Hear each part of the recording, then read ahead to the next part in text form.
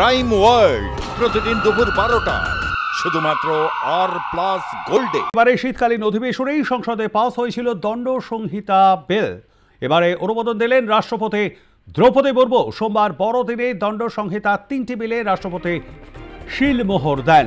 রাষ্ট্রপতি শিলমোহরের সঙ্গে সঙ্গে বিল 3টি আইনে পরিণত হয়েছে। ফলে এবার ঔপনিবেশিক আমলের সেই ইন্ডিয়ান পেনাল কোড সরিয়ে আসতে চলেছে নয়া আইন। আইপিসির জায়গায় আসা এই দণ্ড সংহিতা আইনের 3টি অংশ হল ভারতীয় ন্যায় সংহিতা, ভারতীয় সুরক্ষা সংহিতা ও ভারতীয় সাক্ষ্য আইন। এই 3টি বিল এবারে শীতকালীন অধিবেশনে পাস করেছিলেন কেন্দ্রীয় স্বরাষ্ট্রমন্ত্রী অমিত শাহ। আমরা এই নিয়ে কথা বলবো। আমাদের সঙ্গে রয়েছেন টেলিফোনে আমাদের group editor in chief Ritabrata Bhattacharya. Ritabrata, আমি যেটা জানবার চেষ্টা করব, এতদিন ধরে ভারতীয় দণ্ডবিধি বা আইপিসি ইন্ডিয়ান পেনাল কোড আমরা যেটাকে বলতাম, সেই জায়গায় এবারে আসছে দণ্ড সংহিতা আইন, যার 3টি অংশ আলাদা আলাদা করে ভারতীয় ন্যায় সংহিতা, ভারতীয় সুরক্ষা সংহিতা ও ভারতীয় সাক্ষ্য আইন। এটাই পাস হয়েছিল, কিন্তু রাজ্যসভায় যখন পাস হয় তখন ছিল বিরোধী শূন্য সেই সংসদ। তবে কি এইটা ধরে নিতে হবে যে বিরোধী শূন্য সংসদে এটা পাস করবার, মানে এই বিলটি পাস করাবার জন্যই সংসদকে বিরোধী শূন্য করা হয়েছিল সেই সময়?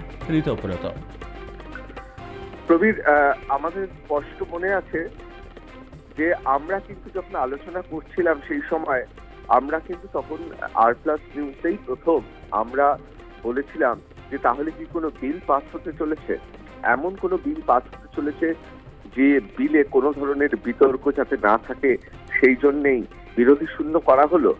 ঠিক তাই ঘটলো।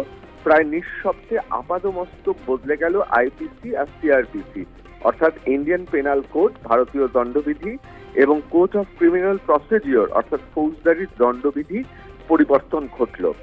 এবং খুব গুরুত্বপূর্ণ এই পরিবর্তন, তার কারণ 150 বছর, প্রায় 150 বছর ধরে যে আইন ছিল সেই আইন বদলে দেওয়া হলো এবং এর ফলে ন্যায় সংহিতা ভারতের নতুন আইন হলো। এই গুরুত্বপূর্ণ আপাদমস্তক বদল কেন বদলে গেল, কি লাভ হলো তাতে, তার কি লাভ হলো, সেটা নিশ্চয়ই বিতর্কিত বিষয়। কিন্তু যেটা বারবার করে বলা হচ্ছে এই বিল সংক্রান্ত বিষয় সরকারি ভাষ্য হচ্ছে যে আমরা আজকে সত্যি ব্রিটিশ শাসন মুক্ত হলাম। ভারত তার নিজের নতুন আইনের মাধ্যমে তার সার্বভৌমত্ব, তার আইন সমাজে বিচার ব্যবস্থায় তার নতুন আইন নিয়ে আসা হলো। এটাকে অনেকে আবার বৈপ্লবিক পরিবর্তনও বলছে। কিন্তু এটা ঠিক কথা যে অনেকগুলি গুরুত্বপূর্ণ ধারা, সেই ধারাগুলো যেমন বদলে গেল, যেমন ধরো 302, তার বদলে এখন চলে এসেছে 99। সংখ্যার পরিবর্তন হলো, যেটা খুন সংক্রান্ত। 302 আমরা জানি যে খুন সংক্রান্ত যে সমস্ত অভিযোগ থাকে এই ধারাতে বিচার হয়। 304 অর্থাৎ অনিচ্ছাকৃত যে খুন, সেটা হয়ে গেছে 98 এবং দুর্ঘটনার ক্ষেত্রেও এই ধারা প্রয়োগ হবে। এরকমই বিভিন্ন ধারার পরিবর্তন হয়েছে। যেমন ধরো আমাদের বহুল প্রচলিত ধারা ছিল 420, অর্থাৎ প্রতারণা বা চিটিং এর জন্য যে ধারা দেওয়া হতো, এবার তা হয়ে গেল 316। এখন মূল পরিবর্তন কি হলো? শুধু কি তাহলে সংখ্যাগুলো, নামগুলো বদলালো? এখানে যেমন আমরা জানি যে এই ন্যায় সংহিতাতে খুন ও ধর্ষণের সাজা, মৃত্যুদণ্ড এবং আজীবন কারাবাস রয়েছে। আবার যৌন হেনস্থার ক্ষেত্রেও বা মানসিক নির্যাতনের ক্ষেত্রেও, প্রতারণার মামলার ক্ষেত্রে সমস্ত ধারাগুলো পরিবর্তন হলো। এবং ভারতীয় ন্যায় সংহিতার মধ্যে 20টি নতুন অপরাধ যুক্ত হয়েছে, এটা গুরুত্বপূর্ণ। এর মধ্যে ধরো গাড়ি চাপা দিয়ে পালানো, অথবা গণপিটুনিতে কাউকে খুন করা হলে, বা সন্ত্রাস দমন আইন, বা মহিলাদের যৌন হেনস্থা বা নির্যাতন, এবং ভারতের বাইরে যদি দেশ বিরোধী কার্যকলাপের সঙ্গে কোনো যোগাযোগ থাকে বা কোনো অপরাধ ঘটিত হয়, তার আবার সংগঠিত অপরাধের জন্য আলাদাভাবে আইন রয়েছে। ভুয়ো খবর ছড়ানোর জন্য আইন রয়েছে। ভারতের সার্বভৌমত্বে আঘাত করার সম্পর্কিত আইন রয়েছে। এবং 5,000 টাকার কম পরিমাণ চুরি অথবা তার সমতুল্য যদি অপরাধকে কমিউনিটি সার্ভিসের মধ্যে যুক্ত করা হয়েছে। এখন প্রশ্ন হচ্ছে, এই সমস্ত আইনগুলো প্রত্যেকটি আইনই খুবই গুরুত্বপূর্ণ, এই বিষয়ে কোনো সন্দেহ নেই, কিন্তু ভুয়ো খবর ছড়ানো অথবা যৌন হেনস্থা বা নির্যাতন, হ্যাঁ, এইসব ক্ষেত্রে কিন্তু, বা সন্ত্রাস দমন আইন, এসব ক্ষেত্রে অপব্যবহারেরও সম্ভাবনা প্রবল পরিমাণে থেকে যাচ্ছে।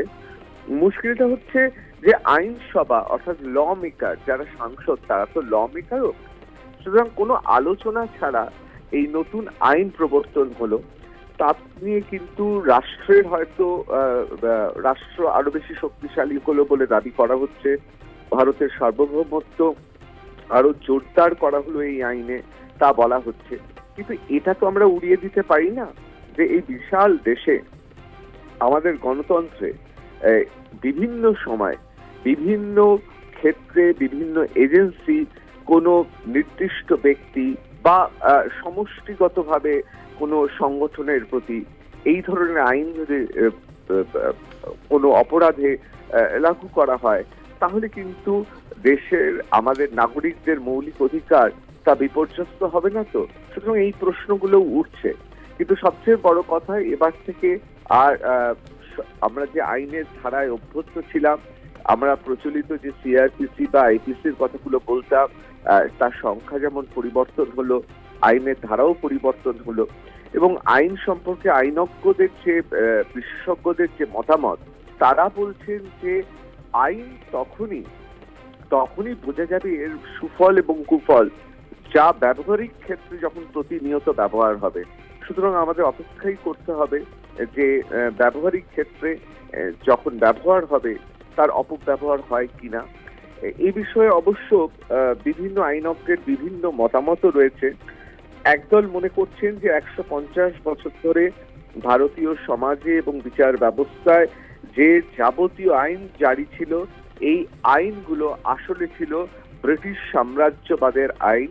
এবার ভারত তার নিজের নতুন আইনের ধারা, ন্যায় সংহিতা, যা ভারতীয় সার্বভৌমত্ব, ভারতীয় দর্শন, ভারতীয় বিচার ব্যবস্থার দর্শন মেনে করা হয়েছে।